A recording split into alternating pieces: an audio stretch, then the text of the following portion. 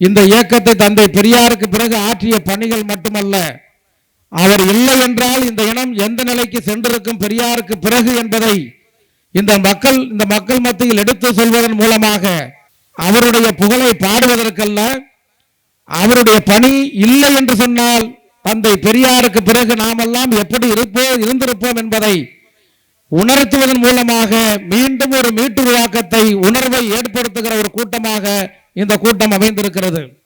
ஏனென்று சொன்னால் அறிவுலகாசான் தலைவர் தந்தை பெரியார் மறைவுக்கு பிறகு இந்த இயக்கம் இருக்குமா என்று பார்ப்பனர்கள் கொக்கரித்தார்கள்.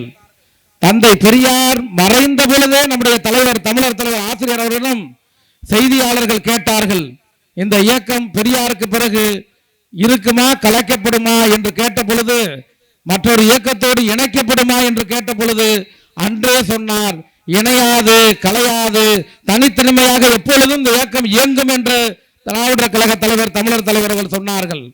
அவர் மறைவுக்கு பிறகு அன்னை மணியம்மையார் அவர்கள் 8 ஆண்டு காலம் இந்த இயக்கத்தை 7 ஆண்டு காலத்துக்கு மேலாக மிகப்பெரிய அளவிற்கு வழி நடத்தினார்கள் வீரமங்கையாக.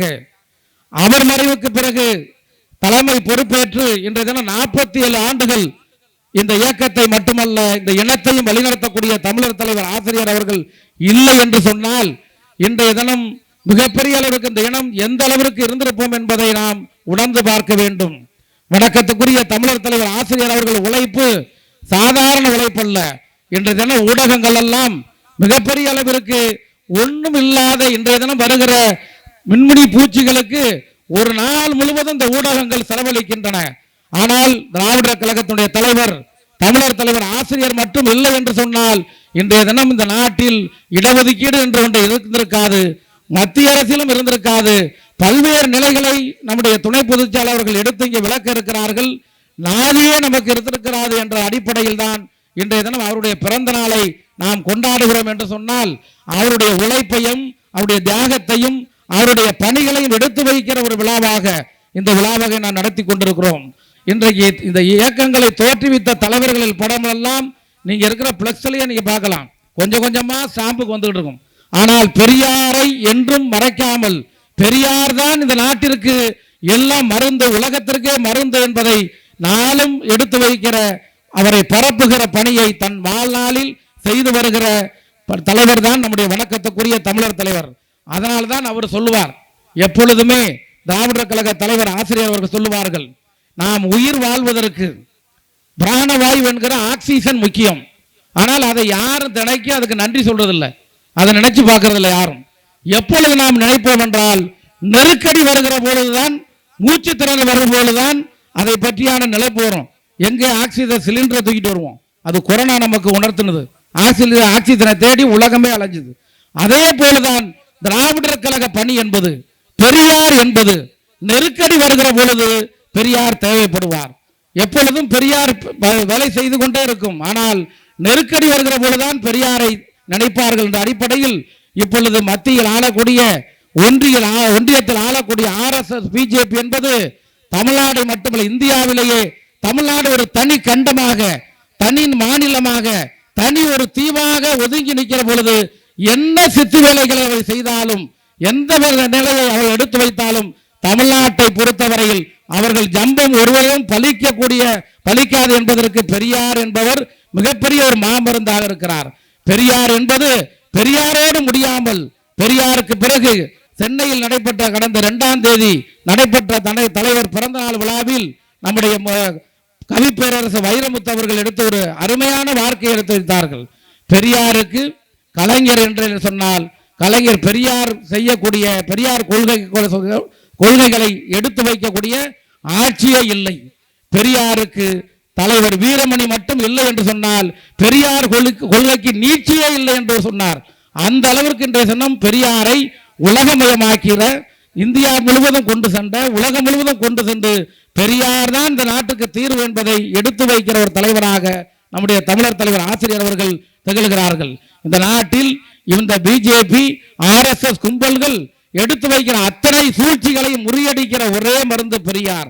அதை உணர்ந்துதான் நம்முடைய திராவிட மாடல் முதலமைச்சர், உலகத்துக்கு எடுத்துக்காட்டமாக இருக்கக்கூடிய முதலமைச்சர் முத்துவேல் கருணாநிதி ஸ்டாலின் அவர்கள் இன்றைய தினம் நாளும் பெரியாரை பேசாத நாளே இல்லை என்ற அளவிற்கு திருப்பரங்குன்றத்தில் மிகப்பெரிய கலவரங்களை உருவாக்க நினைத்தார்கள்.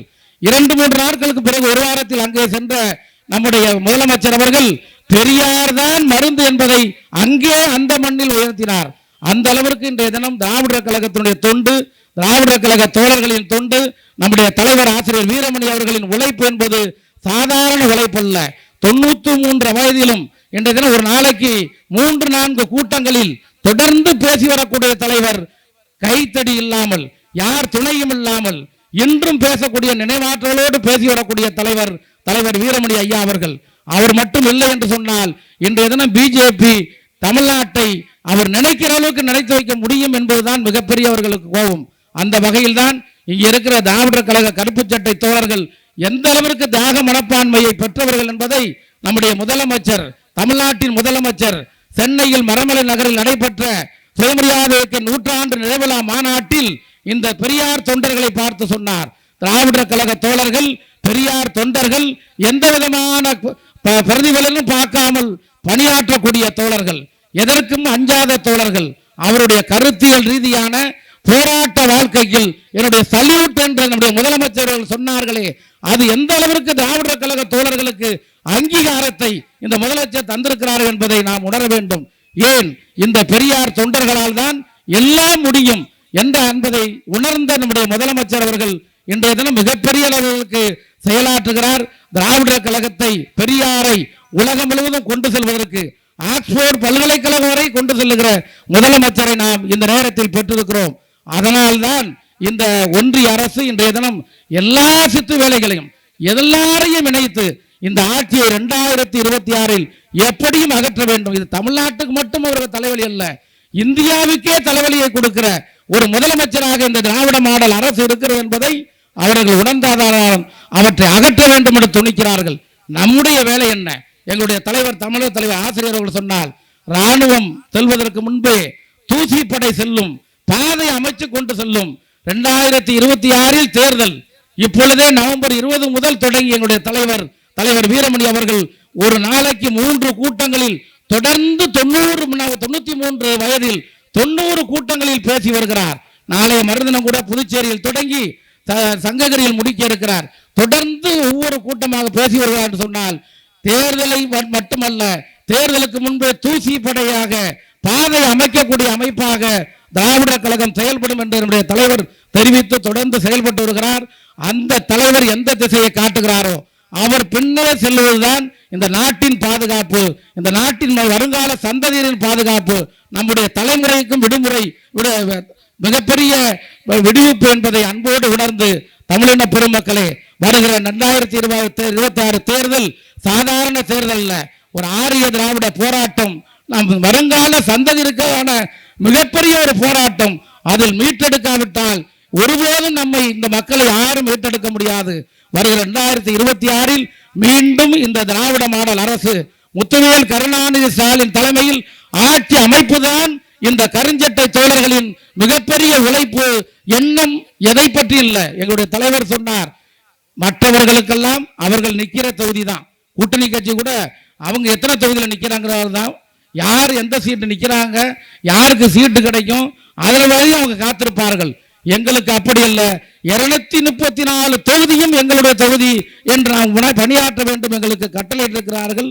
அந்த வகையில் பதவி, பணமும் எந்த விதமான மதிப்பு அவர்கள் மதிக்கிறார்களா, எதை பற்றியும் நாங்கள் கவலைப்படாமல் நீங்கள் களத்தில் செயலாற்ற வேண்டும் என்று எங்களுடைய தலைவர் கட்டளை இட்டிருக்கிறார்கள் என்று சொன்னால், அவருடைய நோக்கம் என்பது மிகப்பெரியது.